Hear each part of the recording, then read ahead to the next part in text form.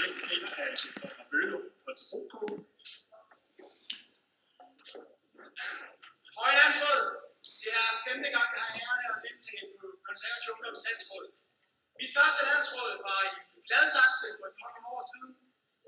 Her var en nydelig ældre herre, der holdt en fantastisk tale. Hele salen klappede og jublede og stampede i gulvet. Det var slet ikke til at stoppe. Det var et stort politisk forbillede. En mand, der har været formand for Konservativ Ungdom. En mand, der var statsminister, da jeg blev født. Han hed Poul Schlüter. Poul Schlüter var en mand, der kæmpede hårdt for KU's uafhængighed.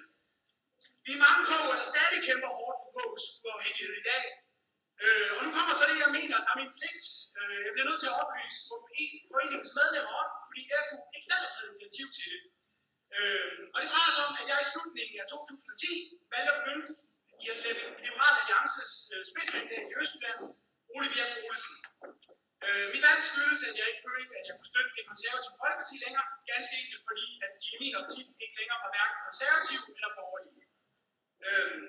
Og så kom det så til den her behagelige episode i maj måned, hvor FN stillede mig et ultimatum, at enten kunne jeg vælge at trække mig fra Ole Birk Olesens valgkampagne, eller også kunne jeg vælge, eller også ville jeg blive ekskluderet af KU. Jeg valgte så frivilligt at melde mig ud af Konservativ Ungdom, fordi det ekskluderede medlem ikke sådan umiddelbart bare kan melde sig ind igen. Altså man kan og bør diskutere, hvorvidt man som konservativ kan stemme på Liberal Alliance. Det er ikke nogen hemmelighed, at LA har fået rigtig mange konservative stemmer fra det konservative Folkeparti. Det er som sådan heller ikke nogen hemmelighed, at Lars Seier Christensen tilbage i 80'erne var aktiv i Konservativ Ungdom. Det er som sådan heller ikke nogen hemmelighed, at vi hjemme i min lokalforening, min egen forening, Holstebro KU, er 45 betalte medlemmer. Ud af de 45 betalte medlemmer var vi 15, der aktivt førte kampagne for Liberal Alliance. Det er som sådan heller ikke nogen hemmelighed, at vi i Ole Birk Olesens kampagne under valget, der var både folk fra Konservativ Ungdom og fra konservative studerende, der hjalp til. Nu synes jeg så også, det var dejligt at have Lars Barfod op og tale her og konstatere, at KU og det konservative Folkeparti er to uafhængige organisationer.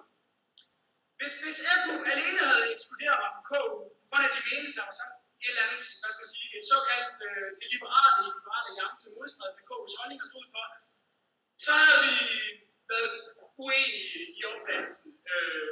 Men det er ikke den eneste grund til, at de ekskluderer mig. I slutningen af deres referat eller deres udtalelse, der skriver de, vi vil ikke acceptere direkte illoyalitet over for en så tæt samarbejdspartner. Hvad det så end skal betyde, det ved jeg ikke helt, men for mig strider det lidt mod vores uafhængighed. Jeg mener, det er skadeligt for vores gode og kære forening og for vores uafhængighed, at FU ikke accepterer direkte illoyalitet.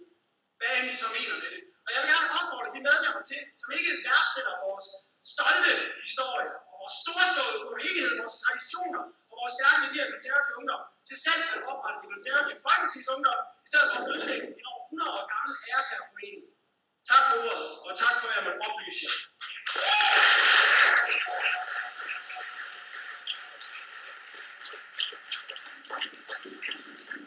Så giver jeg ordet til Landfabrik.